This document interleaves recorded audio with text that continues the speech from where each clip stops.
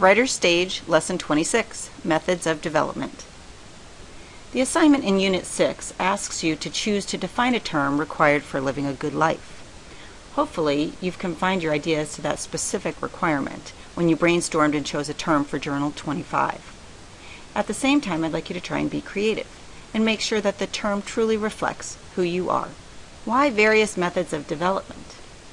Well, remember that your job is to create an extended definition.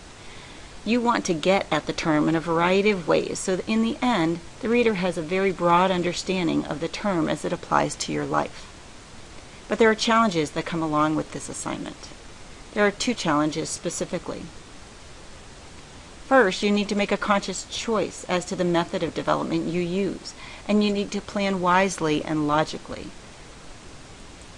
Second, you need to transition from one paragraph to the next, which can be a challenge given the variety of methods you're using. Without transitions, the essay will be very choppy. If you need more information and a nice list of transitions to use, please click on the Resources tab for this course. Click on Useful Links, and you'll see a link to transitions entitled The Hows and Whys of Transitions. So I have chosen to use the word love to define for this lesson, mainly because I would love for you not to choose love for your term.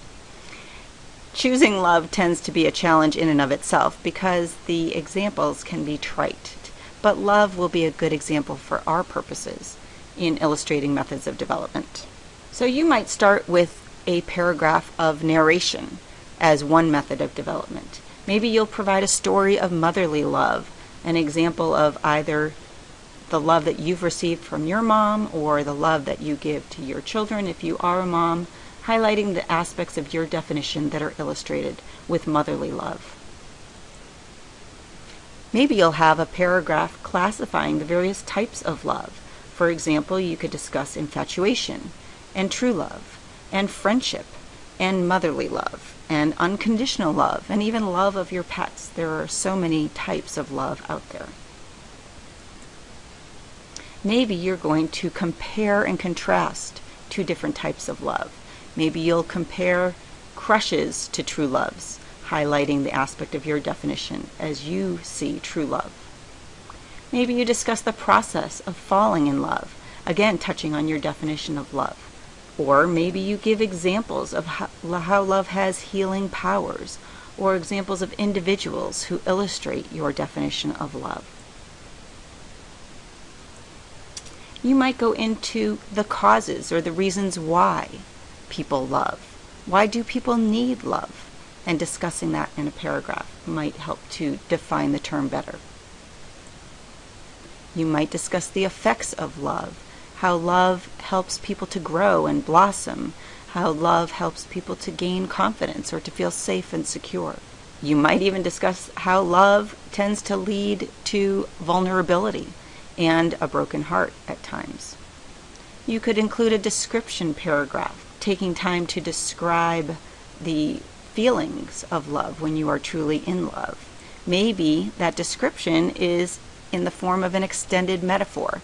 And again, here's how we get into the triteness of love. So let's say we chose a rose. Love is a rose, and it has a beautiful scent and soft petals, and yet it has those thorns on the stem which can be painful.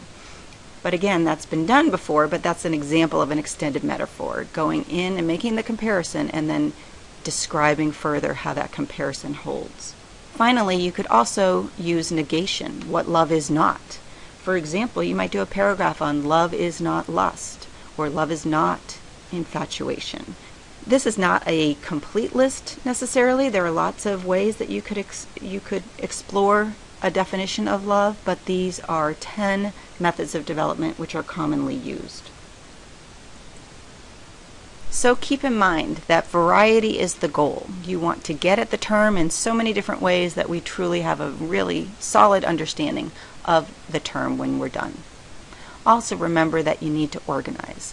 You would not put a comparison of crushes versus true love before a categorization paragraph which describes what a crush is, which describes what true love is, etc. Don't forget to transition, and remember to look up that handout on Angel if you need it. And then mostly, don't forget that this is personal. I want to hear from you. We should get to know you a little bit better as we understand what defines your life.